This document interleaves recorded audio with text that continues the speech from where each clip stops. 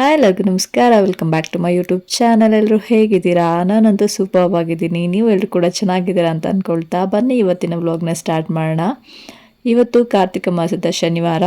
ನಾವು ಹೋಗಿರುವಂಥ ದೇವಸ್ಥಾನ ಶ್ರೀ ಕ್ಷೇತ್ರ ಸಾಸಲು. ಇದು ಶ್ರವಣಬೆಳಗೊಳ ಮತ್ತು ಕಿಕ್ಕೇರಿ ಇನ್ ಬಿಟ್ವೀನಲ್ಲಿ ಬರುತ್ತೆ.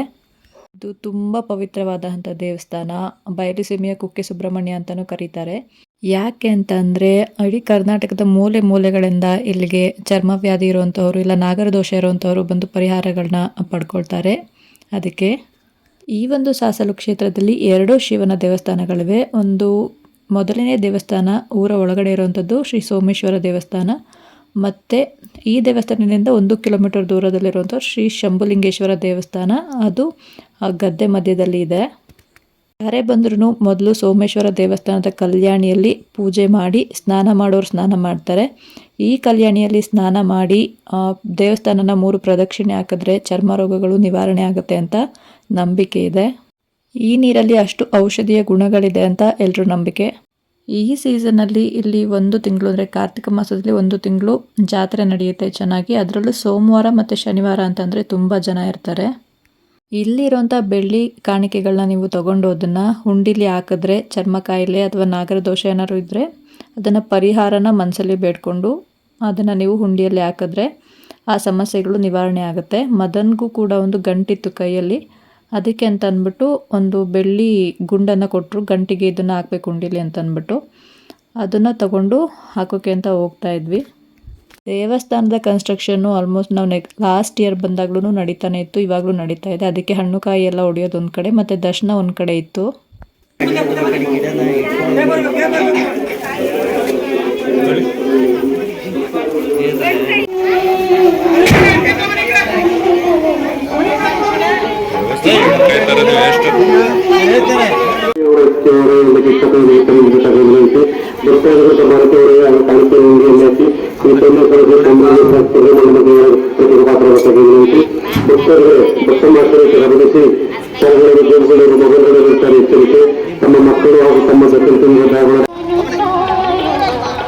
ನಾವು ದರ್ಶನಕ್ಕೆ ಹೋದಾಗ ಜನ ಇದ್ರು ಸುಮಾರಿಗೆ, ಅಷ್ಟೊಂದೇನು ರಶ್ ಇರಲಿಲ್ಲ.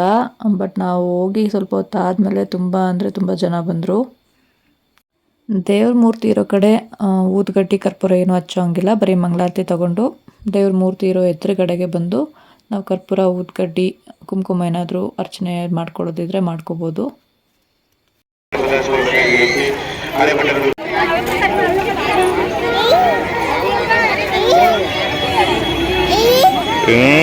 ನೋಡ್ದೆ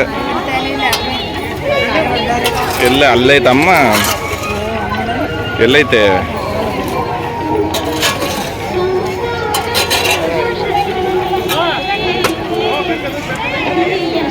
ಸೋಮೇಶ್ವರ ದೇವಸ್ಥಾನದಲ್ಲಿ ಪೂಜೆ ಮುಗಿಸಿ ಶಂಭುಲಿಂಗೇಶ್ವರ ದೇವಸ್ಥಾನಕ್ಕೆ ಹೋಗೋಕ್ಕೆ ಒಂದು ಕಾಲು ದಾರಿ ಇತ್ತು. ಆ ದಾರಿಲಿ ಹೋಗೋಕ್ಕೆ ತುಂಬ ಚೆನ್ನಾಗಿದೆ. ಆ ಕಡೆ ಈ ಕಡೆ ಎಲ್ಲ ಗದ್ದೆ ಇದೆ, ತೋಟ ನೋಡೋಕ್ಕೆ ಚೆನ್ನಾಗಿರುತ್ತೆ. ಬಟ್ ಅಲ್ಲಿ ಬ್ಯಾರಿಕೇಡ್ ಹಾಕಿ ಕ್ಲೋಸ್ ಮಾಡಿದ್ರು, ವೆಹಿಕಲ್ಸ್ ಹೋಗೋಂಗಿಲ್ಲ, ಬರೀ ನಡ್ಕೊಂಡು ಹೋಗೋರು ಹೋಗಬೇಕು ಅಂತ. ಅದಕ್ಕೆ ಅಂತ ಇನ್ನೊಂದು ರೋಡ್ ಇತ್ತು, ಅಲ್ಲಿ ಹೋಗ್ತಾ ಇದ್ದೀವಿ.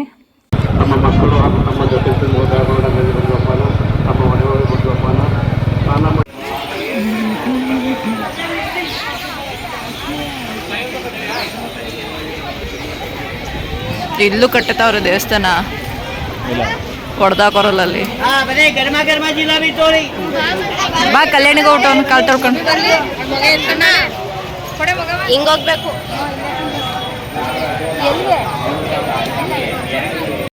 ಈ ದೇವಸ್ಥಾನ ಕೂಡ ಡೆಮಾಲಿಷ್ ಮಾಡಿ ಕನ್ಸ್ಟ್ರಕ್ಷನ್ ನಡೀತಾ ಇತ್ತು. ಅದಕ್ಕೆ ಅಲ್ಲಿ ಸರಿಯಾಗಿ ಪೂಜೆ ಮಾಡಲ್ಲ ಅಂತ ಅಂದ್ಬಿಟ್ಟು ಎಲ್ಲ ತಂದಿರೋ ಹಣ್ಣು ಕಾಯಿ ಎಲ್ಲ ಕಲ್ಯಾಣಿ ಹತ್ರನೇ ಹೊಡೆದು ಅವರೇ ಪೂಜೆ ಮಾಡಿಕೊಂಡು ಅಲ್ಲಿ ಹೋಗಿ ದರ್ಶನ ಮತ್ತು ಮಂಗಳಾರತಿ ತೊಗೊಂಡು ಹೋಗ್ತಾಯಿದ್ರು. ನಾವು ಅದಕ್ಕೆ ಅಂದ್ಬಿಟ್ಟು ಅಲ್ಲೇ ಪೂಜೆನ ಮಾಡಿದ್ವಿ.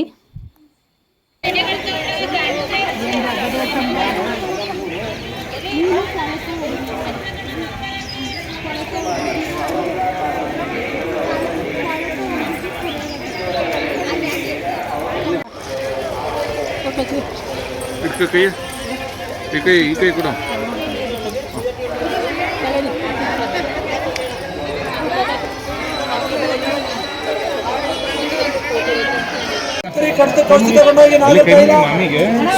ದೇವರ ದರ್ಶನ ಆದಮೇಲೆ ಅಲ್ಲೇ ನಾಗರವನ ಅಂತ ನಾಗರ ಕಲ್ಲುಗಳನ್ನ ಪ್ರತಿಷ್ಠಾಪನೆ ಮಾಡಿದ್ದಾರೆ.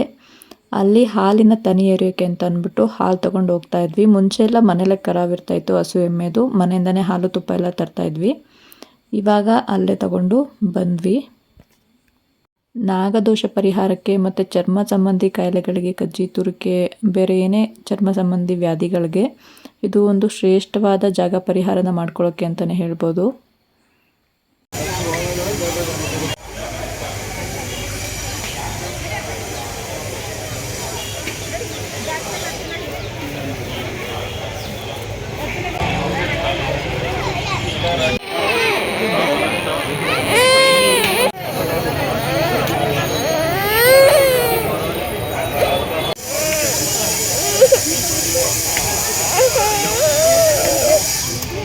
ನಾವು ಪೂಜೆ ಎಲ್ಲ ಮುಗಿಸೋ ಅಷ್ಟರಲ್ಲಿ ಅಲ್ಲೇ 10:30 10:45 ಆಗಿತ್ತು ಟೈಮು.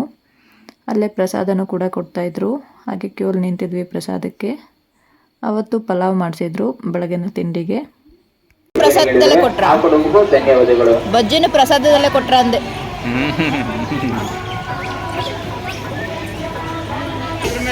ಏನ್ ಕೊಡಿಸ್ತೀರಿ?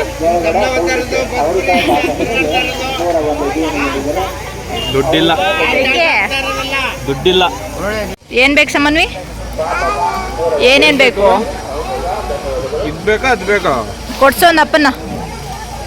ಅದಾಗ ಇದು ಅಮ್ಮಂಗೆ ಇದು ಬೇಕಾನ, ಅಮ್ಮಂಗೆ ಹೇಳಿ ಕೊಡ್ಸೋನು. ಫ್ರೀಯಾಗಿ ಕೊಡಿಯನ್ನು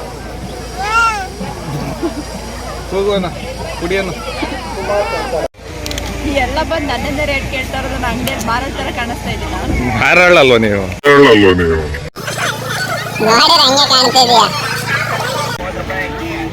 ಒಂದು 10 ನಿಮಿಷ ಏನಾದರೂ ತೊಗೊಳಕ್ಕೆ ಇಷ್ಟ ಆಗುತ್ತಂತ ಸುಮ್ಮನೆ ಹಂಗೆ ಓಡಾಡಿದ್ವಿ. ಬಟ್ ನನಗೇನು ಇಷ್ಟ ಆಗಲಿಲ್ಲ. ಪಾಪಗೆ ಒಂದು ಟಾಯ್ ತೊಗೊಂಡ್ವಿ ಅಷ್ಟೇ.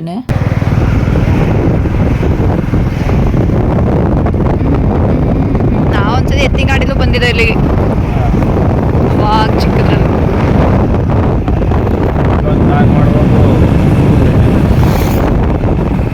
ನಂಗೆ ಜಾತ್ರೆ ಕೊಡಿಸ್ಲೇ ಇಲ್ಲ. ತಗಾದ್ರೆ ಬೇಡ ಅಂತೆ. ಏನ್ ತಗೊಂಡೆ? ಹಿಂಗೇನು ತಗೊಳಲ್ವ ಅಂತ ಬೇಡ ಅಂತೆ. ಕೊಡ್ಸ್ಬೇಕು ತಾನೆ ನೀನೇ. ಅವೆಲ್ಲ ಗೊತ್ತಾಗಲ್ಲ.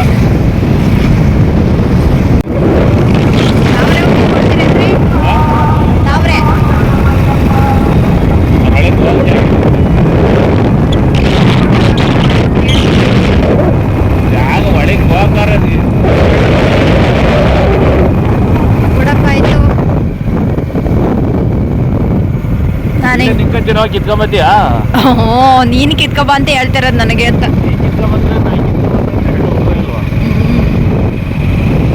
ನಾನೇ ಕೇಳ್ಬಾರ್ದು ಕೇಳ್ದೆ ನಾನು ಹೇಳ್ತೀನಿ. ಬರುತ್ತಾ? ಮಾತಿಗಾರ ಕಿತ್ಕೊಡ್ತೀನಿ ಅನ್ಲಿಲ್ವಲ್ಲ ಹೇಳತ್ತಿಗೆ. ಅಲ್ಲ ಆಗುತ್ತೆ ಅನ್ಬೇಕು, ಇಲ್ಲಾಂದ್ರೆ ಏನು ದುಡ್ಡು ಬರುತ್ತೆ.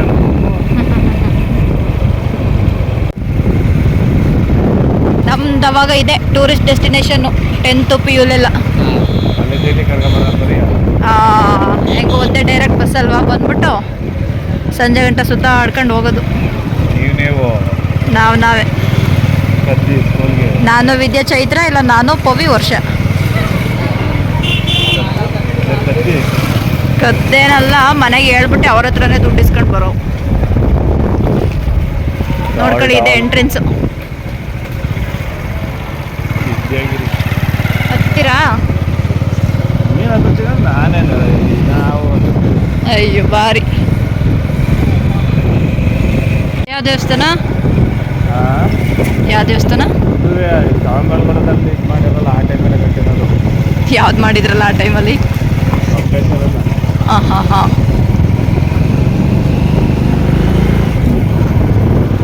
ಎಲ್ಲ ಜೇನುಗಳು ಕಟ್ಟಿರೋದು. ಜೇನುಗಳು ಕಟ್ಟಿರೋದು?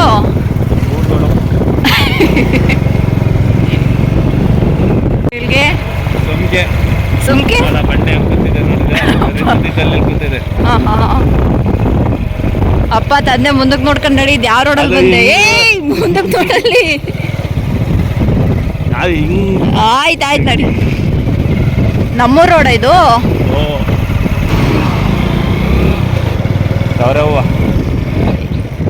ಬೇಡ ನಡೀರಿ, ಸುಮ್ಮನೆ ಕೇಳ್ದಾಗಂತೆ. ಆ ಗಲೀಜೊಳಗೆಲ್ಲೋ ಇದೆಯಾ? ಗಾಡಿಲಿಲ್ಲ ಎಲ್ಲ ಮಧ್ಯದಲ್ಲವೆ.